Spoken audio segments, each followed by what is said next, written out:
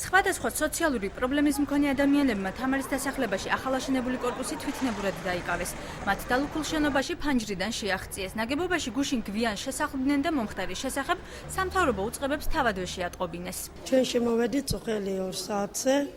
აქ ვაპირებთ დარჩენად, გასვლას არ ვაპირებთ ცოცხალი თავით. აქ გვაქვს ჩვენ ბენზინის ალიარკა, გაზი, რაფერთ მათ გამოიყენებენ, ისე გამოვიყენებ ჩვენ რო დავიცვა ჩვენი თავი. მოახერხეთ შემოსვლა. ფანჯრიდან. მაგრამ ეს დანაშაულია? დანაშაული ის დანაშაული არაა, ჩვენ რო სახლი კარი არა გვაქვს. გვატყუებენ დღეს იქნება, ხვალე იქნება. თუ ხელისუფლება ხალხის პრობლემებს არ მიხედავს, ხალხი ეძებს გზას, როგორ უნდა ესე აიძულონ ხელისუფლება მიხედონ მათ პრობლემას. ფიქრობ, რომ ხელისუფლებამ თავი უნდა შეიკავოს პროვოკაციისგან. რა მახვილობაში ქალაქ ბათუმის მერს როცა წუხელ დაუკავშირდნენ, ასეთი პასუხი გასცა, იყავით მერე მანდ.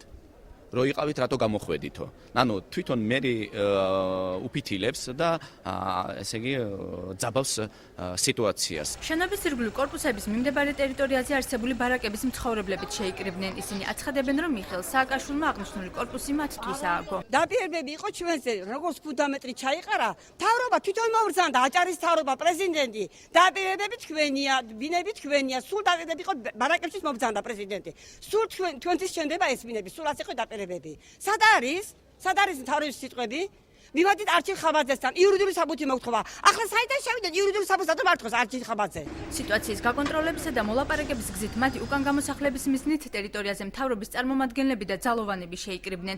აჭარის ჯანდაცვის მინისტრის მოადგილე აცხადებს, რომ უკვე ცნობილია ის ოჯახები, რომლებმაც აღნიშნული კორპუსები უნდა დაიკავონ. მათი შესახლება კი საპრეზიდენტო არჩევნების შემდეგ დაიწყება.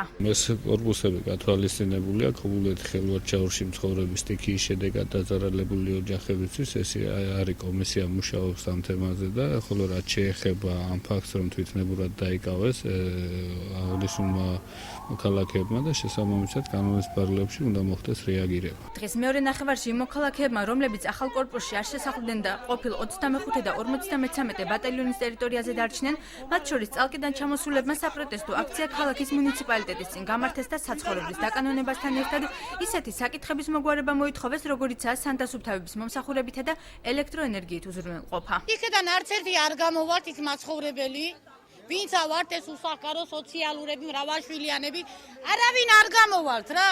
თუ ვინმე იარაღით მოვა ჩვენ შეშით და ქვით დავხვდებით იქ. იქიდან გამოსვლელი არც ერთი არ ვართ. მოვითხოვთ შუქ, წყალს და ნაგავს.